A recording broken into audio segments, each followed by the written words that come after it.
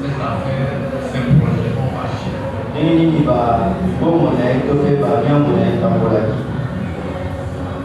Quels seraient d'abord ces projets au début et quels sont les résultats à la fin de l'exercice?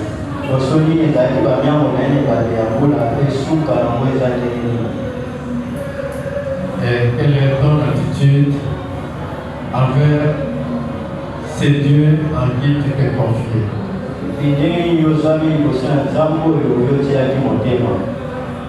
Nous n'allons pas lire beaucoup de versets dans la Bible. Nous allons commencer par le psaume 103.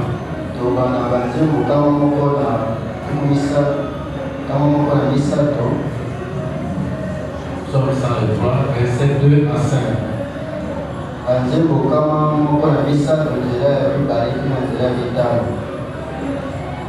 Et nous allons nous attarder sur le verset 2.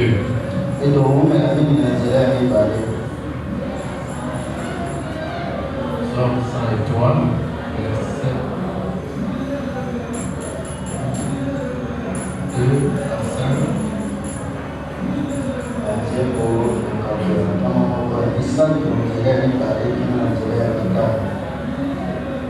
Mon âme bénit l'Éternel et n'oublie aucun de ses bienfaits.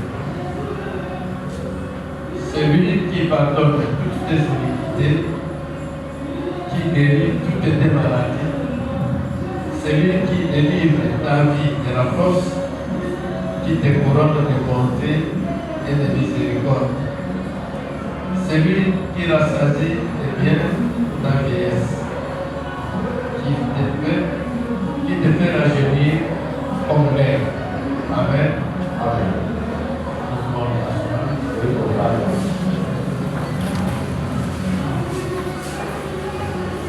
Mon âme bénit l'Éternel et n'oublie aucun de ses bienfaits.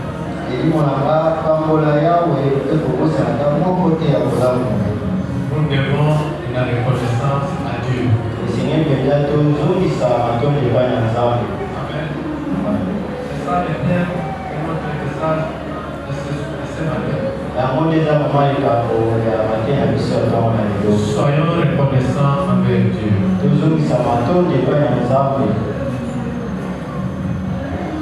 Je ne sais pas s'il y a des gens ici qui ont des témoignages. Est-ce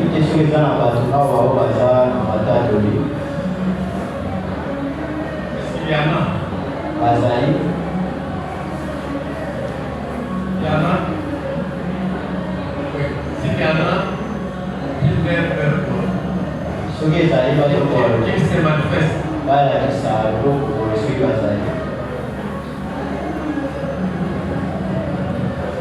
Ça me fait vraiment Dieu n'a pas envie dans la vie des gens.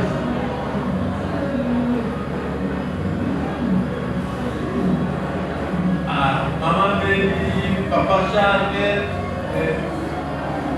Papa Maurice, Maman Julie, et encore, vous levez les doigts et puis vous pressez. Voilà,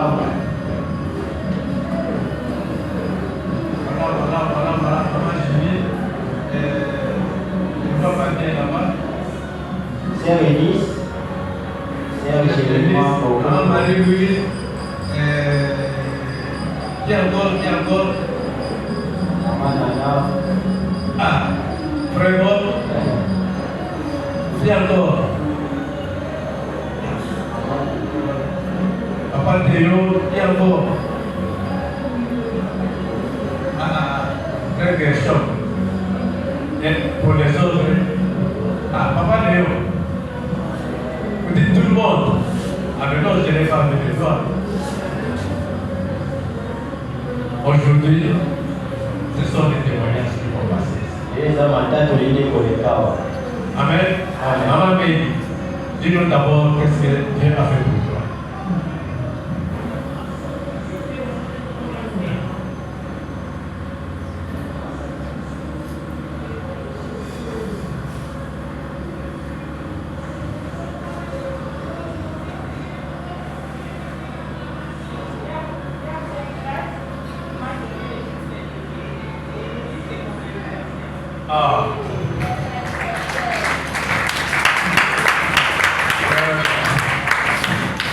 Gloire au Seigneur.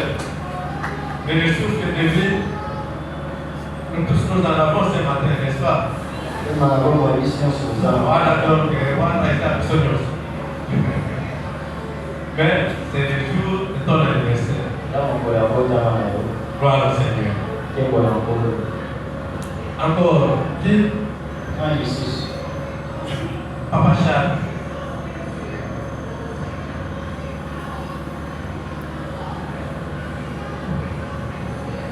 Bon, Gary, témoignage de la Gary, ils ont dit que nous avons commencé à aller là, alors que la barabara n'a qu'à venir, mon total était sur la ligne, bien, le code scolaire, le seul bien sur la ligne. Comment on est là pour tout, il y a pour finir, c'est à combien. Donc, tout le monde va passer au nez là. Quand même, Noël, pour non, c'est pas grave. Amen. Gloire au Seigneur, Pascal. Dis encore. Bénisse.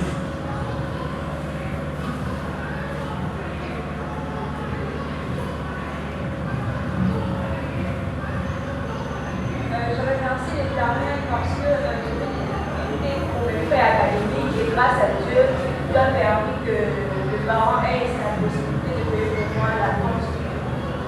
Amen. Gloire au Seigneur. Vraiment. Que le Seigneur soit loué. J'appelle Papa Bob Panzelino.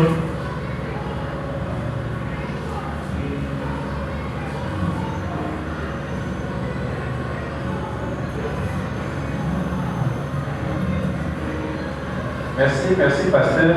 L'état toli na ngai ezali nabemisaki moninga moko lobi hier nabandi mpe nakolobako awa ezali mingimingi mpona bato oyo bazali koumela sans mabota. Nafandaki na ndeko moko baumeli nayebi na mwasi nayebi na mobali mwana te nayebisaki ye boye ngai na fifi tofandaki 5 ans sans enfant nayebi mpasi wana mais lelo oyo nazotala bana ndenge bakoli nalobi te nzambe oyo asalaki mpona biso akoki mpe kosala mpona bino etatoli na ngai wana. Merci. Amen. Merci beaucoup. Merci. Ça même on doit faire ça capable. Qui encore?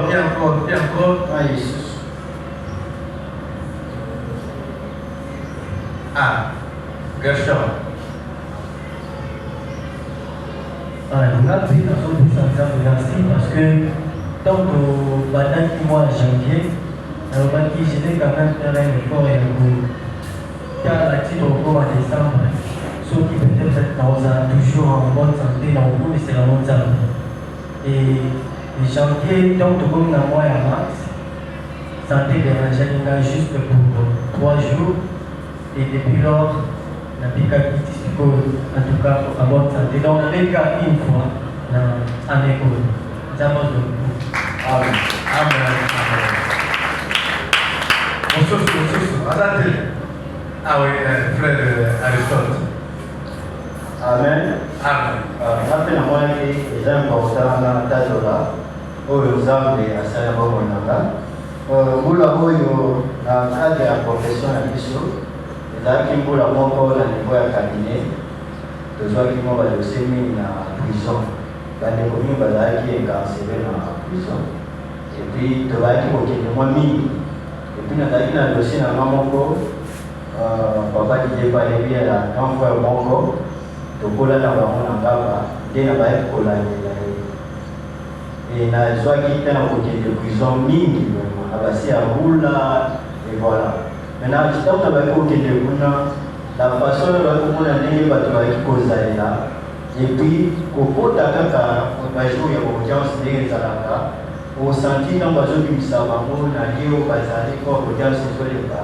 Seulement, on ne peut pas supporter. Seulement, à ma casse. Et puis, dans le zone, déjà entré, il y a prison, après avoir pour les capables, porte de sous, tu me comme ma baisse pour l'audience des Zalaka. Basi. basi umemona bakolo déjà bakoma na condition ya kokufa na bakota na makolo bamosusu bakotambola te bazolenga epuis toutes ces conditions bato bazalaki mpe na baodeur baekobima kuna bamona tali vraiment liberté eza très importante nde na baki koloba kutu nga moso na bimi kuna natina cabinet toya kutu kolemba badossier ya prison tome kotima mona baconfrère mosusu mpona baita bacondition ya kuna ezalaki mpasi makasi et moi-même tobaki komemanga koma ya réflexion mpe ya kopambolaka nzambe kozala na liberté obimi ozongi eza koma ye sujet ya kopambola nzambe yango na kopambola nzambe pendant toute une année nzambe azopesanga liberté ya kobimaka kozongaka na kimia eza koma eloko ya malamu amen Amen. Papa Patrick Bala.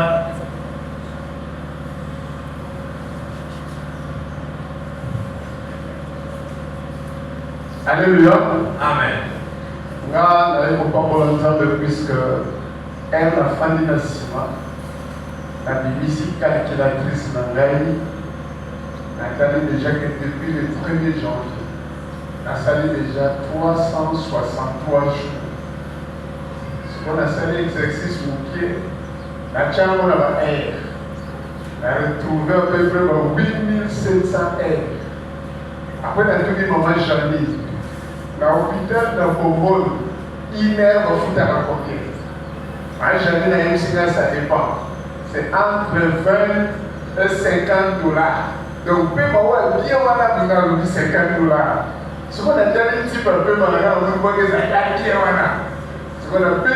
calculer 50 dollars. On a se retrouvé dans les 470 000 dollars. Alors, on dit, je suis une peu fait, mais le nouveau il y a 460 000 dollars. Donc, parce que les gens ont pour les ensembles, puisqu'au travers on peut malanga, bateau dans un hôpital, il y a plus de 400 000 dollars. Ce qu'on gagne, ça va faire signer automatiquement. Et on a vraiment. Ceux qui ont posé le Bolanga, et puis ceux qui ont posé le Bolanga, mais ceux qui ont joué qui ont posé le Bolanga, parce que les autres ne pas pour leur famille. Voilà vraiment on a pas volé les hommes. Merci. Amen, amen, amen, amen. Avant de faire que je vais vous dire après la télé son témoignage.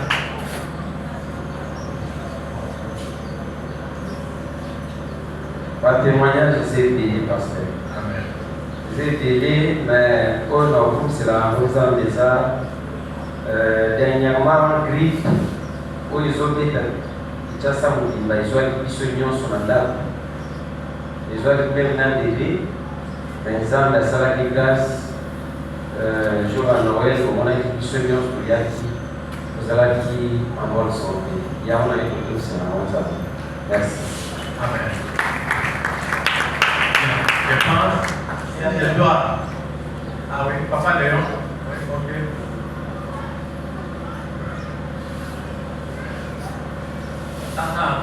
Oui, après, Maman Alléluia.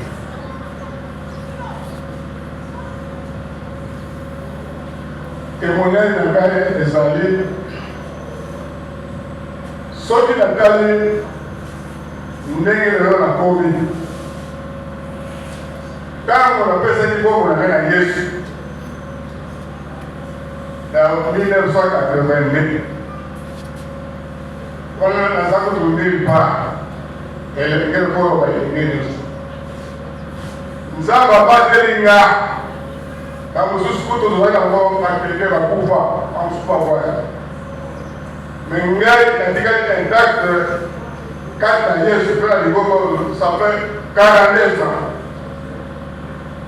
Le haut et le bas, ils sont malades. Ils sont malades à 40 ans. Il y a encore des années, si j'ai la cour, ils sont là. Oh, après, si on va casser, dans sa cour, il y a des années. Il fait dans sa cour, il y a vraiment le coup dans ça.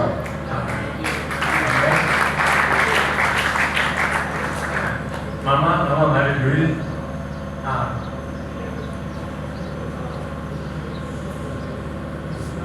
Il faut dans Nzambe, alléluia. Amen. Alléluia. Naza kotata wa monene ya Nzambe na mokolo lelo mpona libota na ngai ndenge nabotami ya bandeko na ngai. Bandeko na ngai ndenge tobotamaki bakufi mwa mingi, totikali kaka misato na misato wana baleki oyo naza na bango bazobela kotokisama bapokoso mikaka 5 kasi natondi nzambe kati na pokoso mikaka 5 mpe maladi wana kimi ekoteli biso bakomi ya bonne santé yango nazokumisa nzambe. Amen. Oui, je vous dis Maman Julie.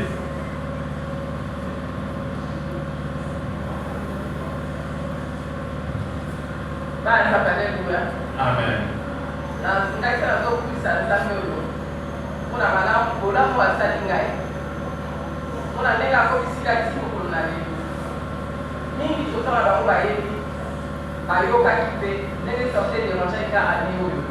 Juste comme dans le mois de mars, si tu m'appelles si tu m'appelles mais ça me va à Salinga ou à Mini. Il y a Mini, c'est exemple. Il y a mon amour de savoir. Il fallait que la ça va tout défaillir. Amen. Oui, allez-y.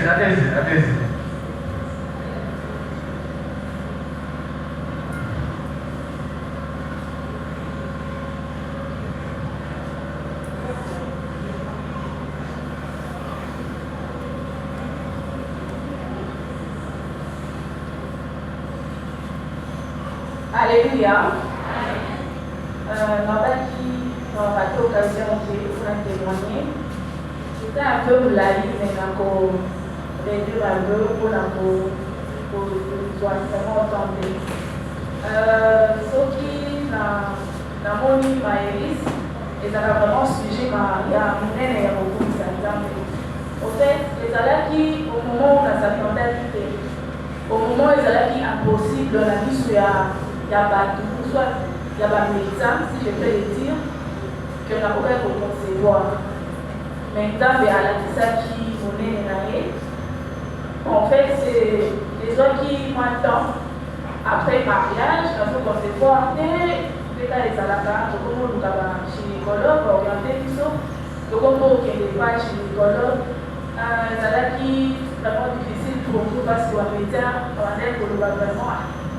À un moment où il y a vu les un peu difficiles, on va une fois qu'il y a dans l'opération, il faut les gars révéler, maman va aider pour déboucher ma trompe. Va déboucher ma trompe, mais les gars de l'examen, mais pas ça la main ma trompe, c'est vraiment difficile pour la main. Pour ça l'examen on a fait pour ça, moi vraiment passe. Si il est comme la maman on va prier, on a remercié à ma parrain, parce que papa qui a dit qu'elle est sauté. Alors, quand elle va prier, on a table pas de balai pour prier, donc il n'y a pas de sortir à la table. En tout cas, on va se tenir sur la place, ça va prier. Bon, donc pendant on va être dans la vie, dans la vie. Quand il y a maille, on va avoir une opération pour la peau, on a vraiment bien présenté.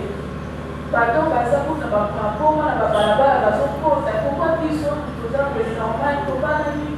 On va opérer c'est moi qui va saluer l'examen, va prendre moi et saluer vraiment base d'un côté en côté. Donc, les sous de quoi les compagnies dans un mot, et puis là, les personnes vont déboucher ma bâton ici.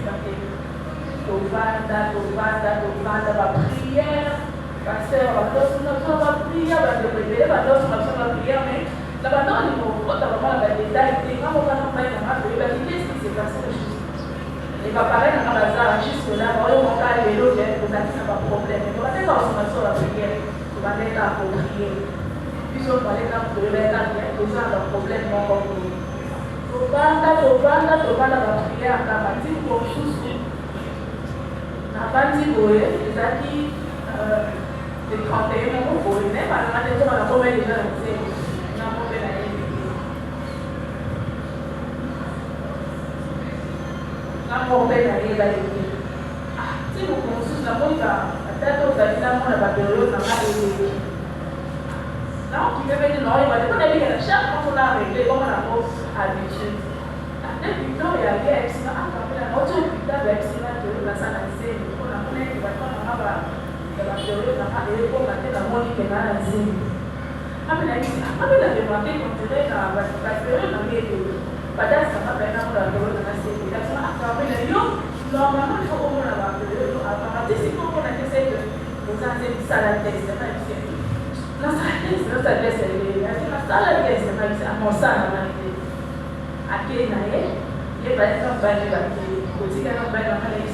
on dirait qu'on a des batailles, la première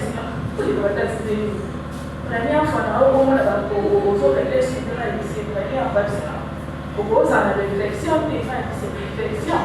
Non, on a des réflexions, on a elle dit, ok, posez la main du temps, comme ça, on va ça la c'est comme les examens, le roi à qui paye la maladie, on va dire, on va dire, la maladie, ça va dire, pour que ce soit aux hommes, elle dit, ma vie, la station que j'ai tête de la tombe, pour ça, c'est pour la vie.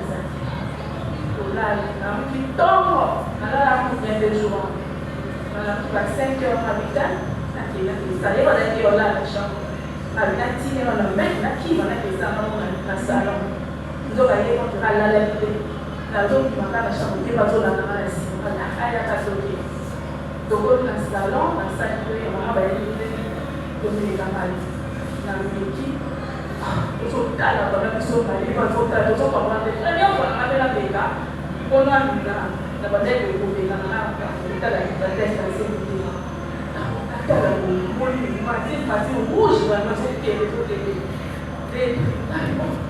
même si l'auteur n'a pas de danse dans le monde, c'est à la fin. Nous sommes avec l'auteur. Avec les macarons, on comprend peut-être. C'est pas que l'on comprend peut-être. Mais ici, on a invité. Donc, les salades du jour ont monté. Matin, on a le droit la journée, la tombe, la journée, le bas. Donc, vous allez faire la journée, la vie, il y a pollué là. Il y a pollué là. Doléli. Elle s'est antimatée.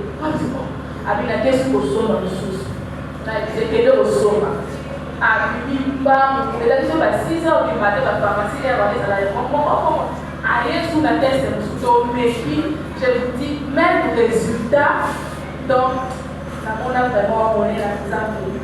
On a fait une maman, la message des résultats, on a dit il faut que l'hôpital ait des salles de test. Maman, résultat, il y a un appel, il va falloir l'activité, il y a un confirmé, il faut que Saint-Joseph passe à l'examen.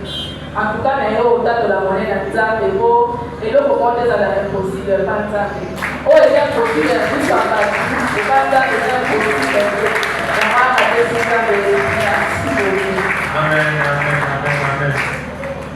Amen. Applaudissons le Seigneur.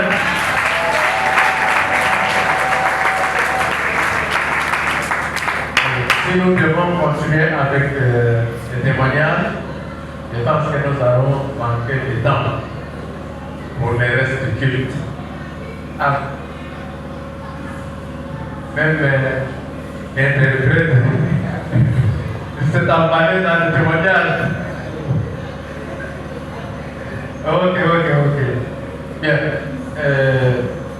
Je disais, c'était sur le verset 2 du psaume 103 que nous avions focalisé notre petite exhortation de ce matin. Donc, on va aller dans le palais à mon âme bénit l'Éternel et n'oublie aucun de ses bienfaits. Oui, les bienfaits de l'Éternel dans nos vies sont tellement nombreux que nous ne pouvons pas les citer tous. En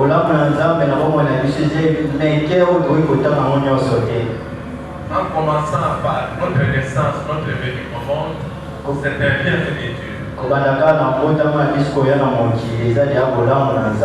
Personne n'a eu à demander à Dieu de venir au monde. Mais c'était Dieu, dans sa souveraineté, dans sa volonté, qui a voulu et qui a permis que nous puissions naître.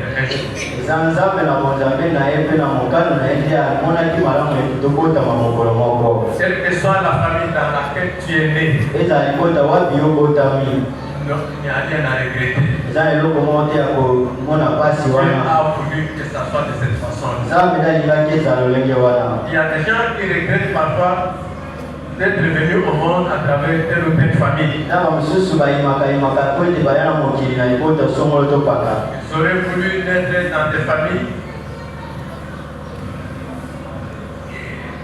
Je ne sais pas moi comment, peut-être très nantis, des familles au niveau social très élevé, mais il y a des enfants qui naissent, même des parents qui ne savent pas comment se prendre eux-mêmes en charge. Et bien, c'est bien que nous sommes à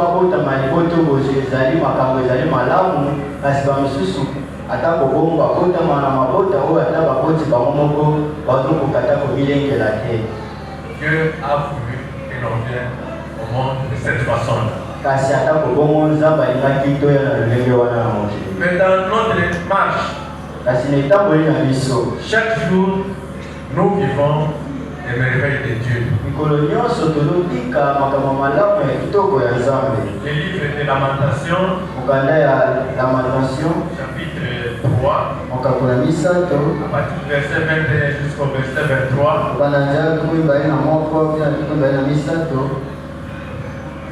la Bible dit que c'est chaque matin que Dieu renouvelle ses bontés dans nos vies. C'est chaque jour que Dieu renouvelle ses bontés à notre égard.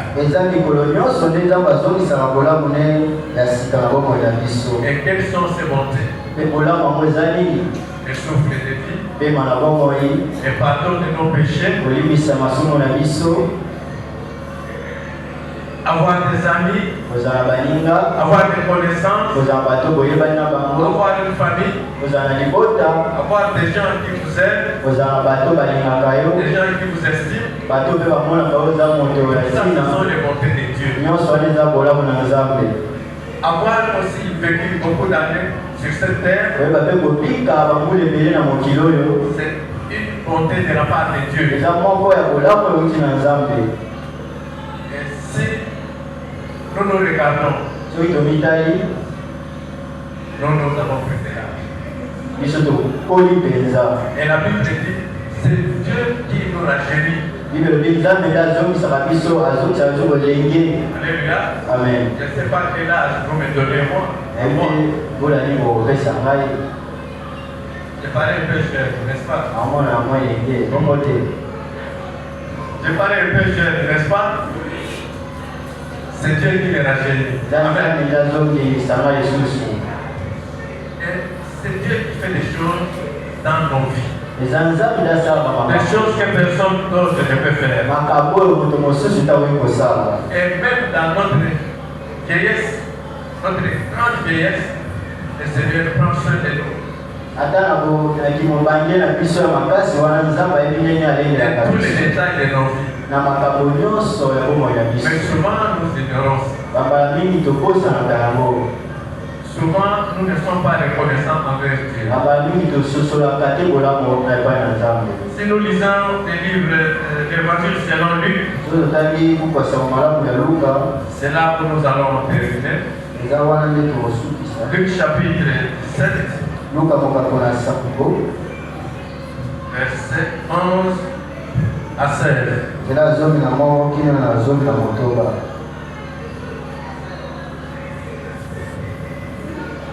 Nous allons lire ça, suivons ça attentivement. J'ai dit l'épreuve.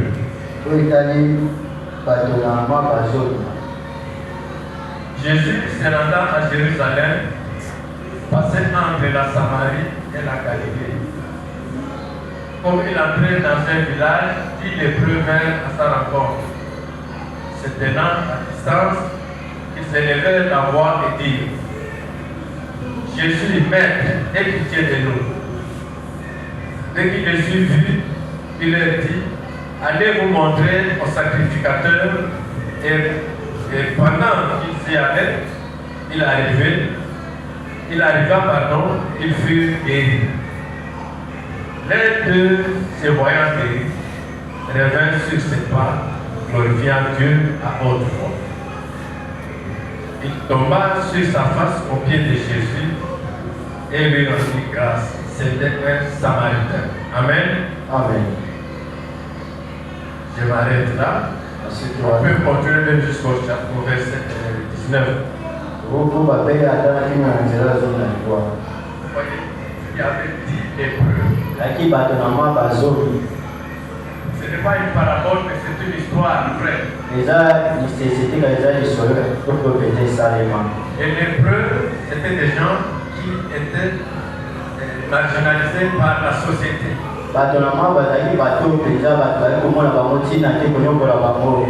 Ils ne pouvaient pas vivre ensemble avec ceux qui avaient le corps sain. Ils vivaient à l'écart. Les Samaritains et les Juifs ne s'entendaient pas. Ils ne pouvaient pas rester ensemble. Mais dans leur malheur, et les Juifs et les Samaritains se sont retrouvés ensemble dans leur maladie. Ils vivaient à l'écart de la société. Pas de discrimination. Alors Jésus était en train de passer. Ils ont appris que Jésus était en train de passer et que Jésus faisait des miracles, il guérissait même les lépreux.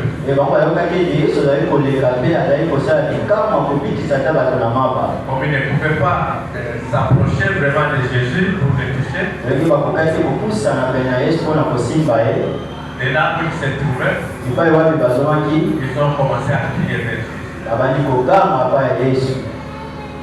Jésus, maître, aie pitié de nous. Donc il cherchait la guérison. Jésus n'a pas fait quelque chose d'extraordinaire. Il leur a dit tout simplement, allez voir les sacrificateurs, parce que c'est les sacrificateurs qui devraient constater si une personne lépreuse est guérie, oui ou non.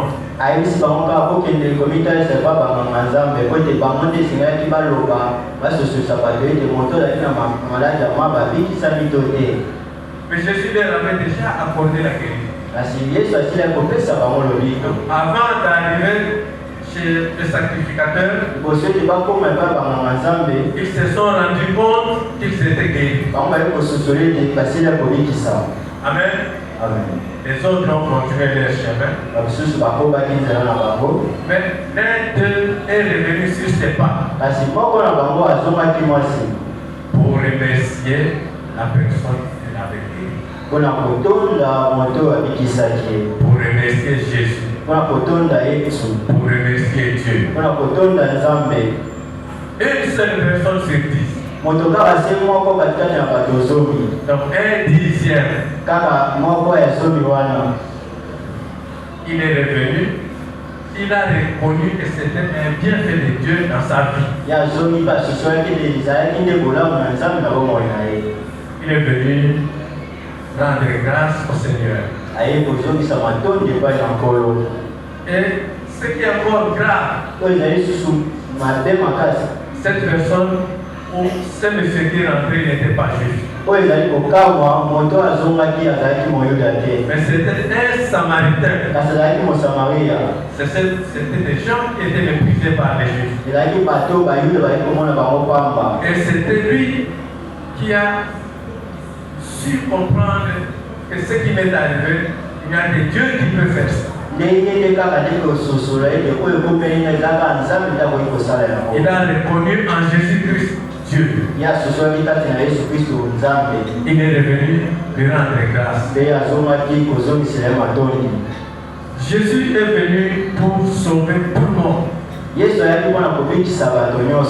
Pour sauver tout le monde de ses péchés. Et peut-être nous tous ici nous sommes sauvés, je ne sais pas. Mais combien sont reconnaissants envers ces dieux? Combien sont reconnaissants envers ces dieux? Tout d'abord pour notre salut. C'est un grand sujet de reconnaissance envers Dieu. Il y a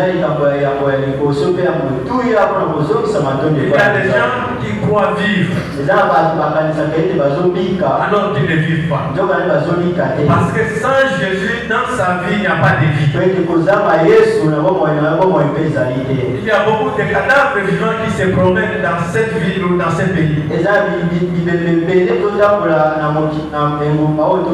Oui, beaucoup de gens que nous rencontrons, ce sont des cadavres vivants. Parce qu'il n'y a pas Jésus dans leur vie. Mais toi et moi, nous avons eu cette grâce-là de rencontrer Jésus dans notre vie. Et Dieu nous a sauvés. Quelle est notre attitude envers ce Dieu?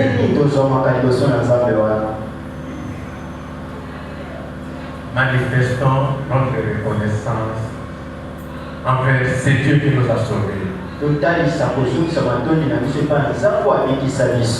a aussi beaucoup d'autres choses que Dieu a fait dans nos vies. Beaucoup d'entre nous ont été malades. Et la mort s'est pointée devant eux. Mais d'une façon incompréhensible, ils ont été restaurés physiquement. Parmi nous, je pense, beaucoup de gens sont passés par là cette année.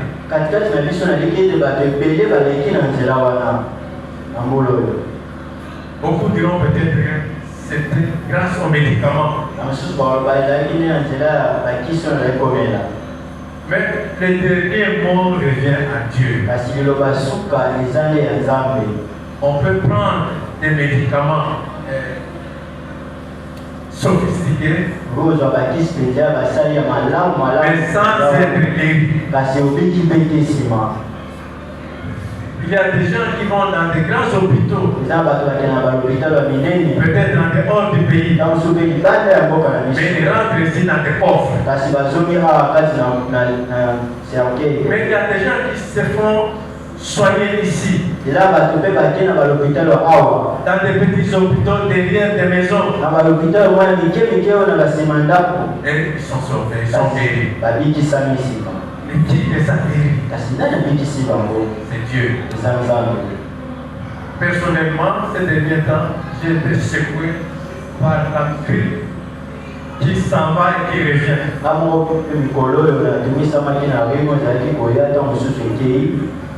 Quand on me pose la question, qu'est-ce que tu prends? Je ne prends rien. Parce que j'ai essayé beaucoup de produits, ça n'a rien produit encore. Même ce matin, je n'allais pas vraiment venir. J'ai fait de fortes fièvres de la nuit. Et ce matin, je ne me sentais pas à mesure de venir ici. Je me disais que je devais me tenir debout. Je disais, mais Seigneur, fais-moi grâce pour que je puisse parler. Mais depuis que je me suis levé, je me sens la gaillarde. Alléluia. Et je suis convaincu que c'est la grâce de Dieu. C'est un bienfait de Dieu. C'est le Seigneur qui m'a restauré et qui m'a donné la force de m'adresser à vous ce matin. Bien aimé, il y a une petite hébreu qui était guéri. Mais un seul est revenu pour rendre grâce à Dieu. Ne soyons pas comme les 9 qui sont partis. Mais soyons comme les Samaritains qui sont revenus à Jésus-Christ. Pour lui rendre grâce du bienfait qu'il a vécu dans son corps. Bien-aimés dans le Seigneur, persévérons avec ce Dieu et rendons lui grâce pour tous ses bienfaits. Personne n'est en mesure de compter ce que Dieu a fait dans sa vie tout au long de cette année. Personne. Parce qu'il y a des choses que Dieu a faites dans nos vies que nous ne reconnaissons pas.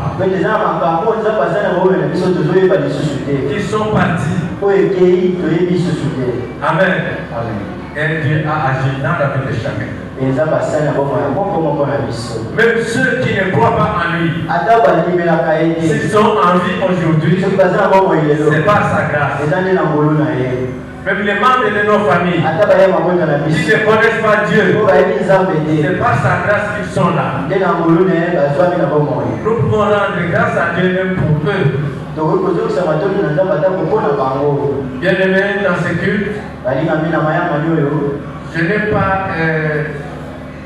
une idée de donner une prédication, mais j'ai voulu tout simplement nous rappeler qu'il y a beaucoup de choses que Dieu a accomplies dans nos vies, des choses que nous ne connaissons même pas, mais qui ont été faites par Dieu dans nos vies.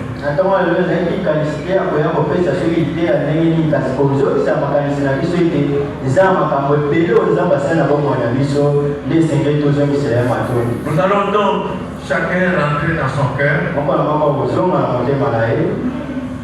faire un petit examen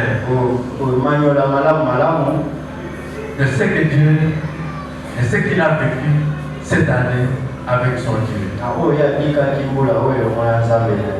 Et ainsi il rentre les actions de grâce. Dieu vous a protégé. Il a peut-être dans des conditions, dans des situations bizarres, il vous a sauvé d'un accident mortel.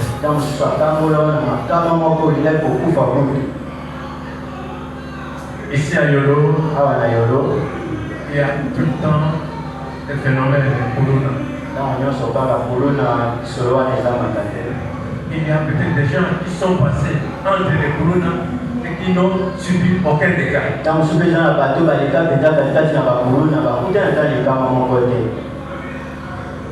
Il y a des gens qui ont pris des transports et qui ont connu des accidents. Mais rien de grave ne leur est arrivé. Il y a des gens qui ont raté peut-être un moyen de transport.